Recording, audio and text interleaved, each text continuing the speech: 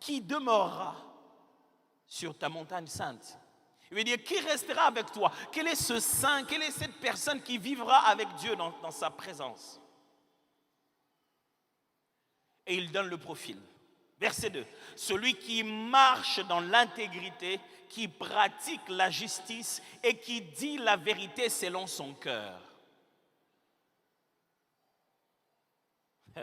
Verset 3. Il ne calomnie point avec sa langue. Il ne fait point de mal à son semblable. Et il ne jette point l'opprobre sur son prochain.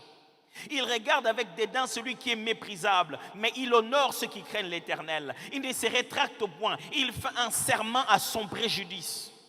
Il n'exige point d'intérêt de son argent et il n'accepte point des dons contre l'innocent. Celui qui se conduit ainsi ne chancelle jamais. Vous voulez qu'il utilise des mots prospères? C'est ce qu'il entendait dire par ne chancelle jamais. Il dit un homme prospère, un homme qui va bien, un homme qui voit Dieu, un homme qui reste dans la présence de Dieu. En voici les profils. Il donne là-dedans des éléments qui nous permettent de comprendre ce que la Bible dit par vérité comme mode de vie. Il dit marche dans l'intégrité. Il dit qui va rester dans l'attente de l'Éternel? C'est celui qui marche dans l'intégrité. On va essayer de voir en pratique ça signifie quoi.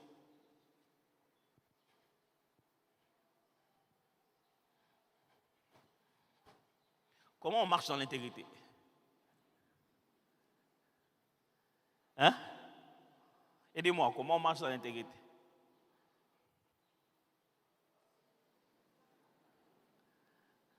Aidez-moi. Comment on marche dans l'intégrité?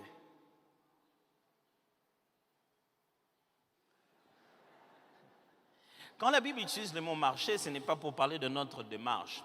Elle utilise le verbe marcher pour parler de la suite de nos décisions. Le fait que tu décides au jour le jour, les choix que tu fais, c'est comme une démarche, c'est comme une progression de ta vie. Marcher dans l'intégrité veut dire décider au quotidien dans tes relations avec les autres à être en secret ce que tu es aussi en public. Je vais répéter ça. Être vrai. Il ne s'agit la vérité comme mode de vie. Ce n'est pas porter la vérité, c'est de devenir la vérité. C'est d'incarner la vérité. De sorte que dans tous tes choix du quotidien, dans ta relation avec tout le monde, même dans un petit choix, il y a des gens qui mentent même pour rien. Il dit, en plein milieu d'un taxi, une sœur de félacité d'exaucement, on l'appelle, allô, ça va, tu es où? Vous n'entendez pas ce que l'autre dit, mais vous entendez seulement ce que lui dit. Tu es où? Nananzela. Mais où? Vous tous, vous savez où vous êtes dans ces taxis. Vous savez que vous êtes à la première rue. Et elle dit, Nakota beau marché. Vous avez envie de dire, oh! C'est-à-dire que le mensonge est devenu permissible à cause du téléphone. Dès qu'il coupe, il dit, lui, si je le dis comme ça, il va se fâcher.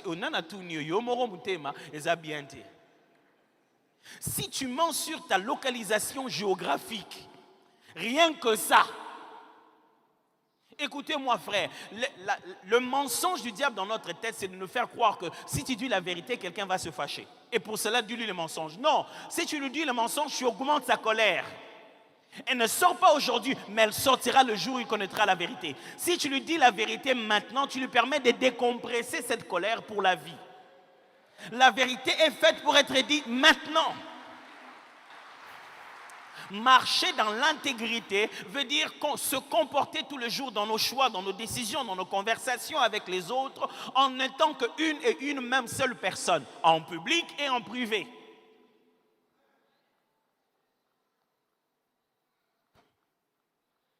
L'exercice d'intégrité dans ces pays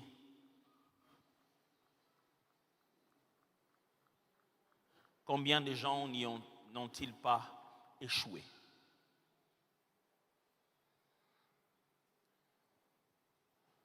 L'intégrité, mes amis. C'est lever tout le monde, devant tout le monde et dire « Oh, et puis on te voit en privé, on t'appelle. Et vous savez qu'aujourd'hui, on prend des photos et des vidéos de tout. t'appelle ou en privé, on te donne quelque chose et tu changes.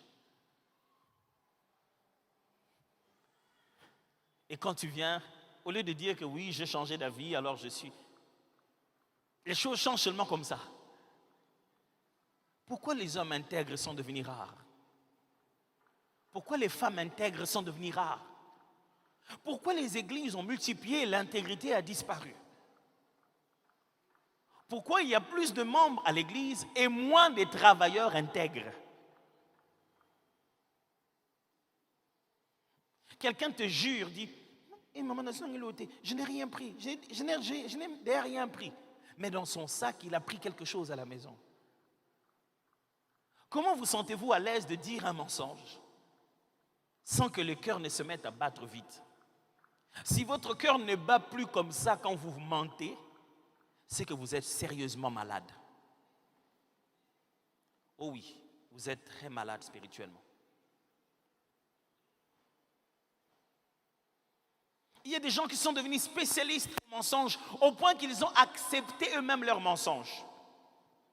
Il a accepté de ne jamais dire oui. On lui a dit, c'était toi qui avais pris ça. Ah, vous vous dites que c'est moi. Il y a un Dieu au ciel. Dieu, vous verrez. Dieu. Oh. Et il sait qu'il ment. Mais il doit rester conforme à son mensonge. Pourquoi ne pas rester simplement conforme à la vérité qui est facile? Il reste conforme à son mensonge. Il a dit ici les mêmes mensonges, là-bas les mêmes mensonges. Au point que même lui-même, il ose pleurer.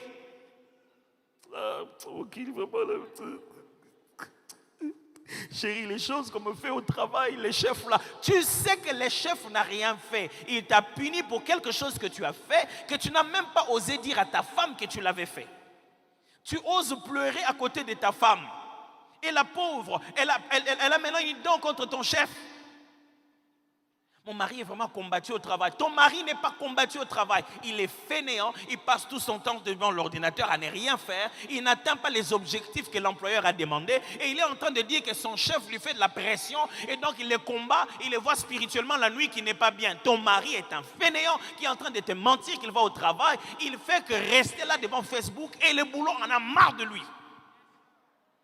Mais il ose pleurer à côté de toi. Les combats,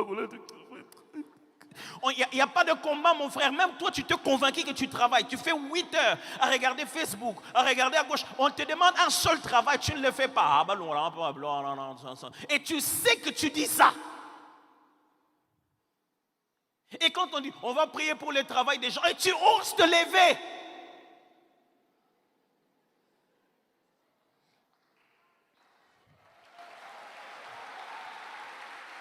Frères et sœurs, j'aimerais vous encourager ce matin. Marchez dans l'intégrité, s'il vous plaît. Marchez. Un chrétien est un homme intègre. Où sont passées ces petites valeurs qu'on nous apprenait quand on était petit? Si tu vas acheter quelque chose au marché et qu'il y a l'argent qui reste, viens le donner. Aujourd'hui, les retours caisses pour les marchés. Maman!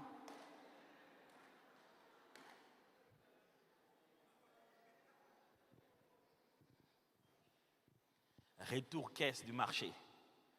C'est fini. Ça n'existe plus. Comment est-ce possible? Comment est-ce possible? Qui es-tu en secret et qui es-tu en public? Un homme prospère est la même personne en secret, la même personne en public. C'est ça la prospérité. Il ne porte aucune peau. Il n'enlève aucune peau. Il est juste lui. Jésus était tellement lui que même il y a un moment les disciples avaient envie qu'il ne soit pas lui.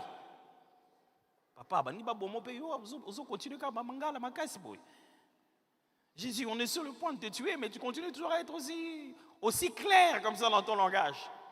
Jésus dit, bon, tu n'as absolument aucun pouvoir sur moi si ça ne t'a pas été donné au ciel. Et il dit comme ça, il est lié, on va le frapper. Mais il dit, papa, tu n'as absolument aucun pouvoir sur moi si ça n'a pas été donné au ciel. Vraiment, oui. Mes frères, quand il n'y a pas de pasteur, vous faites quoi? Quand il n'y a pas un frère de l'église, vous faites quoi?